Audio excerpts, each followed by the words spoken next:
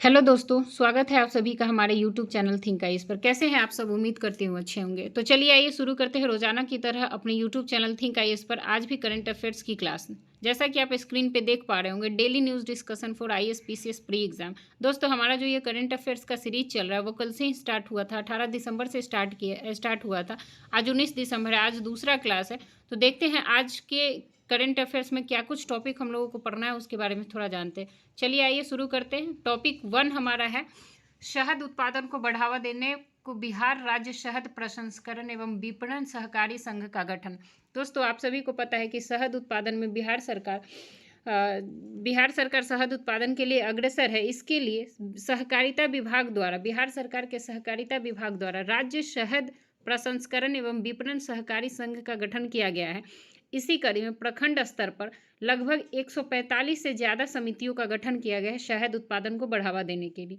और बिहार सहकारी सोसाइटी अधिनियम 1935 के तहत आरक्षण का जो प्रावधान है शहद उत्पादन में, उसको भी कंटिन्यू रखा गया है।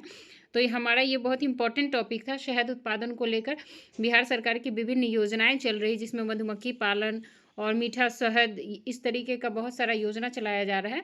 उसी की एक कड़ी में शहद उत्पादन को बढ़ावा देने में बिहार राज्य क्या कुछ कर रही है, यह एक छोटा सा सीरीज था। दूसरा आज का टॉपिक है हमारा हिंदी लेखिका गगन गिल व मैथिली में महेंद्र मंगलिया को साहित्य अकादमी पुरस्कार। दोस्तों, इस टॉपिक को थोड़ा ध्यान से पढ़िएगा। आप पेन और कॉपी लेके बैठेंगे इस क्लास को करने के लिए, क्योंकि इसमें बहुत सारे फैक्ट दिए गए हैं जिसको जानना जरूरी है। और ये जो डेली न्यूज़पेपर होता है उससे हमने तैयार किया है इस करंट अफेयर्स को। तो यह जानना आप लोगों के लिए बहुत इंपॉर्टेंट है, थोड़ा सा ध्यान से इसको पढ़ना है। तो आइए देखिए कि क्या कुछ हुआ है। साहित्य अकादमी पुरस्कार, साहित्य अकादमी पुरस्कार 2024। आप सभी जानते हैं कि साहित्य के क्षेत्र में साहित्य अकादमी पुरस्कार दिया जाता है। तो हिंदी की एक बहुत बड़ी प्रसिद्ध कविता जिसको पुरस्कृत किया गया है इस बार, उस कविता का नाम है मैं जब तक आई बाहर।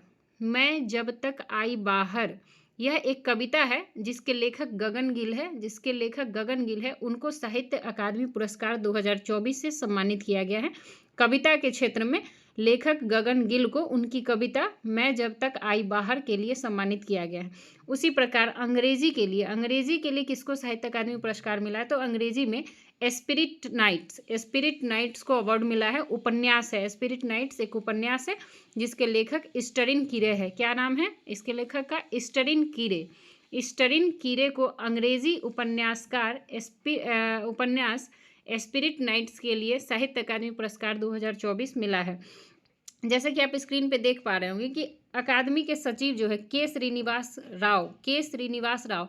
आपसे प्रश्न यहाँ भी पूछा जा सकता है कि अभी अकादमी के तत्काल में साहित्य अकादमी के सचिव कौन से हैं? तो उसका उत्तर है के श्रीनिवास राव। नाम याद रखिएगा, के श्रीनिवास राव। और उन्होंने बताया है कि पुरस्कार जो है 2024 में 21 भाषाओं के लिए घोषित किए गए। कितना भाषा इसमें सम्मिलित किया गया है? 21 भाषा। तो आइए देखते हैं कि कौन कौन सी भाषा को इसमें दिया गया है इस बार। तो इस बार मैथिली, संथाली, संस्कृत, कश्मीरी, नेपाली और डोंगरी डोंगरी को अगले साल के लिए रखा गया है। अभी मैथिली, संथाली, संस्कृत, कश्मीरी और नेपाली।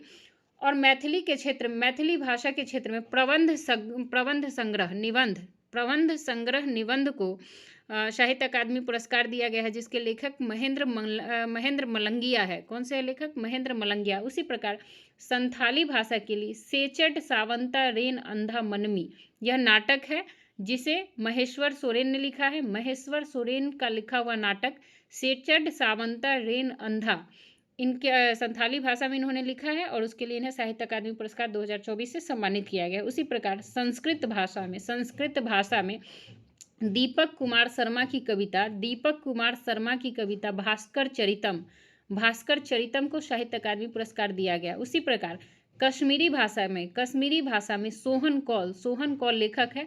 सोहन कौल के उपन्यास साइकेट्रिक वार्ड को साहित्य अकादमी पुरस्कार 2024 दिया गया है। उसी प्रकार नेपाली भाषा में छीची मीरा कहानी लिखा गया है। छीची मीरा युवा बड़ाल लेखक है छीची मीरा के, उनकी कहानी को छीची मीरा को साहित्य अकादमी पुरस्कार 2024 दिया गया है। दोस्तों, क्या आपको पता है कि साहित्य अकादमी पुरस्कार इस बार 21 भाषाओं के लिए घोषित किया गया है?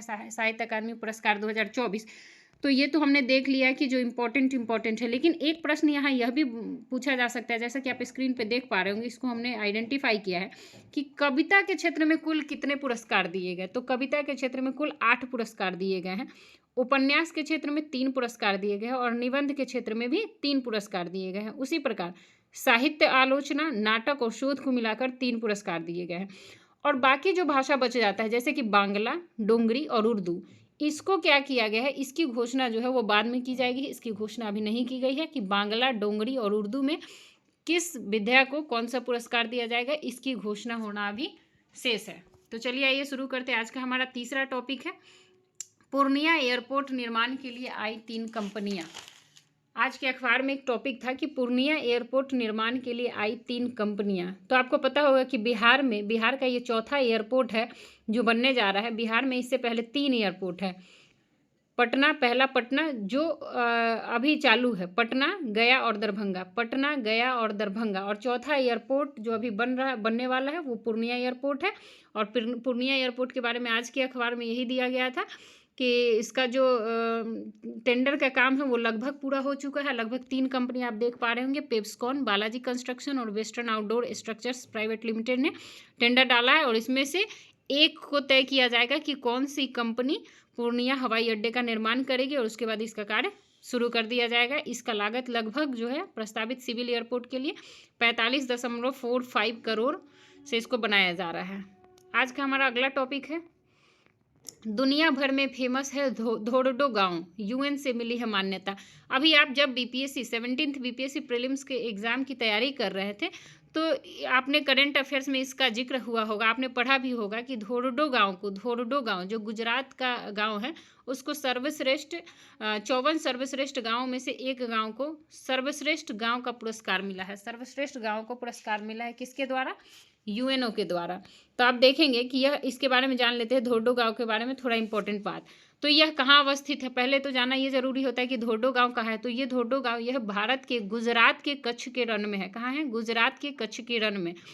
इसे 54 सर्वश्रेष्ठ पर्यटन गाँव का चयन किया गया था, उसमें से प्रथम पुरस्कार धोर्डो गांव को दिया गया है।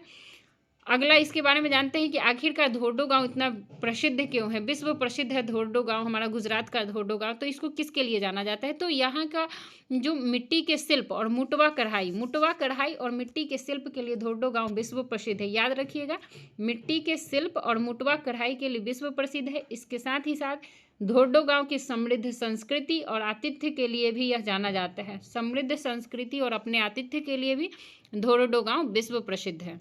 और यही कारण है कि धोर्डो को सर्वश्रेष्ठ पर्यटन गांव का पुरस्कार भी मिला है। अगला टॉपिक है वाल्मीकि नगर टाइगर रिजर्व में जंगल सफारी के दौरान दिखा बाघ। दोस्तों, आप सबके मन में एक प्रश्न आ रहा होगा कि वाल्मीकि नगर टाइगर रिजर्व चर्चा में है, तो आपसे यहाँ प्रश्न पूछा जा सकता है वाल्मीकि नगर टाइगर रिजर्व जो है उसमें अभी फिलहाल बाघों की संख्या क्या है, या फिर इसका स्टैटिक पोर्शन अगर पूछा जाए एग्जाम में तो वह भी आश्चर्यचकित आपको नहीं करनी चाहिए, क्योंकि यह काफ़ी इम्पोर्टेंट है। अभी हम नेचर की बात करते हैं तो उसमें अगर वाल्मीकि नगर टाइगर रिजर्व से प्रश्न आता है तो यह पूछा जा सकता है कि वाल्मीकि नगर टाइगर रिजर्व जो है वो बिहार का एकमात्र वाल्मीकि नगर टाइगर रिजर्व जो है बिहार का एकमात्र बाघ अभ्यारण्य है, याद रखिएगा। और इसकी स्थापना जो हुई है वो वन्य जीव संरक्षण अधिनियम 1972। आप जानते होंगे कि वन्य जीव संरक्षण अधिनियम 1972 में आया था, जिसके तहत बिहार में 1994 में प्रोजेक्ट टाइगर के तहत 18वां बाघ अभ्यारण्य बनाया गया है। यह भारत का 18वां टाइगर रिजर्व है और इसके साथ ही साथ यह बिहार का पहला टाइगर रिजर्व है। इसके अलावा यहाँ बाघ तो पाया जाता है, ये तो क्लियर है, लेकिन बाघ के अलावा और कौन से स्तनधारी जीव पाए जाते हैं? तो इसमें सुस्त भालू, तेंदुआ, जंगली कुत्ता, बाइसन, जंगली सुअर आदि भी बहुतायत मात्रा में पाए जाते हैं टाइगर रिजर्व में। अगर आपसे स्टेटमेंट बना के प्रश्न पूछा जाए कि क्या वाल्मीकि नगर टाइगर रिजर्व में सिर्फ बाघ मिलते हैं या बाघ के अलावा अन्य जीव जंतु मिलते हैं, और उसमें नाम दिया जाए कि प्रमुखता से कौन कौन से जीव पाए जाते हैं, तो अगर आप इसको थोड़ा ध्यान से नहीं पढ़ेंगे तो प्रश्न के गलत होने के चांसेस बढ़ जाते हैं। तो ऐसे में थोड़ा सा आप ध्यान दीजिएगा कि यहाँ बाघ के साथ ही साथ सुस्त भालू, तेंदुआ, जंगली कुत्ता, बाइसन, जंगली सुअर आदि भी बहुतायत मात्रा में पाए जाते हैं। और यह वन्य जीव संरक्षण अधिनियम, यहाँ पूछा जा सकता है कि किस अधिनियम के तहत टाइगर रिजर्व की स्थापना होती है। तो याद रखिएगा कि वन्य जीव संरक्षण अधिनियम 1972 के तहत वाल्मीकि नगर टाइगर रिजर्व की स्थापना की गई थी। और यह किसके आसपास है, इसका भौगोलिक अवस्थिति पूछा जा सकता है। तो इसकी भौगोलिक अवस्थिति के बारे में ये स्टेटमेंट में यह भी आ सकता है कि यह किस नेशनल पार्क से सटा हुआ है। तो आप याद रखिएगा नेपाल का एक बहुत ही पॉपुलर चितवन राष्ट्रीय उद्यान है, उससे सटा हुआ है हमारा वाल्मीकि नगर टाइगर रिजर्व। उसके अलावा अभी 2024 में बाघ की गणना हुई है, या उसकी मतलब बाघ की कितनी संख्या है वाल्मीकि नगर टाइगर रिजर्व में, तो इसकी संख्या 54 है। वर्तमान में वाल्मीकि नगर टाइगर रिजर्व में बाघों की संख्या 54 यानी कि 54 है। अगला टॉपिक हम देखते हैं कि आज का अगला टॉपिक, इंपॉर्टेंट टॉपिक क्या है हमारे लिए। तो यहाँ लिखा है, पहली मानव रहित गगनयान उड़ान के लिए इसरो ने शुरू की HLVM-3 की असेंबली। तो थोड़ा सा यहाँ जानते हैं कि जो मानव रहित गगनयान है उसके बारे में थोड़ा सा हम जान लेते हैं, थोड़ा सा इंपॉर्टेंट हो जाता है। तो मानव रहित गगनयान उड़ान के बारे में जानते हैं। तो सबसे पहली बात तो कि यह इसरो का एक महत्वपूर्ण मिशन, यह इसरो द्वारा शुरू किया गया। भारत की जो वैज्ञानिक कंपनी है इसरो द्वारा मानव रहित गगनयान उड़ान की शुरुआत की गई है। तो यह इसरो का मिशन है। दूसरा कि इसके अंतर्गत 3 अंतरिक्ष मिशन को कक्षा में भेजा गया है। कितने? 3 अंतरिक्ष। यहाँ स्टेटमेंट में बना के आ सकता है कि कितने अंतरिक्ष मिशनों को कक्षा में भेजा गया है। तो याद रखिएगा इसकी संख्या 3 है। इसके अलावा 2 मिशन मानव रहित होगा। यहाँ आप ऊपर देख पा रहे होंगे कि मानव रहित गगनयान उड़ान, तो 2 मिशन मानव रहित होगा, जबकि तीसरा मिशन जो होगा वो मानव युक्त मिशन होगा। पहले 2 मिशन मानव रहित और अंतिम का 1 मिशन जो होगा वो मानव युक्त मिशन होगा। इसके अलावा तीसरे मिशन में एक महिला सहित 3 अंतरिक्ष यात्री को कक्षा में मिशन के तहत भेजा जाएगा। कितने मेंबर्स को भेजा जाएगा? तो याद रखिएगा कि उसमें टोटल 4 होंगे, टोटल 4 को भेजा जाएगा, टोटल 4 अंतरिक्ष यात्री को भेजा जाएगा, जिसमें से 1 महिला होगी और 3 पुरुष अंतरिक्ष यात्री होंगे जिनको भेजा जाएगा। दोस्तों इसी के साथ साथ एक और इम्पॉर्टेंट टॉपिक है जिसको मैं आप सबको बताना चाहती हूँ। बहुत ही ये कैंसर वैक्सीन का नाम आपने सुना होगा। कैंसर जो जिस बीमारी से भारत ही नहीं बल्कि दुनिया के कई देश के लोग इस बीमारी से सफ़र कर रहे हैं। ऐसे में बहुत ही खुशी की बात यह है कि रूस ने यह दावा किया है कि उसने कैंसर वैक्सीन बनाने में सफलता अर्जित की है। कैंसर वैक्सीन को रूस ने बना लिया है। अंततः रूस ने कैंसर वैक्सीन को बना लिया है और रूस ने यह भी दावा किया है कि इसे 2025 में लॉन्च कर दिया जाएगा। 2025 में लॉन्च कर दिया जाएगा और यह mRNA वैक्सीन है। याद रखिएगा mRNA वैक्सीन है। बस इतना याद रखिएगा, अभी इसके बारे में डिटेल्स पढ़ने की ज़रूरत नहीं है। और बाकी एग्ज़ाम की तैयारी करते रहिए। आप लोगों को best of luck. Thank you.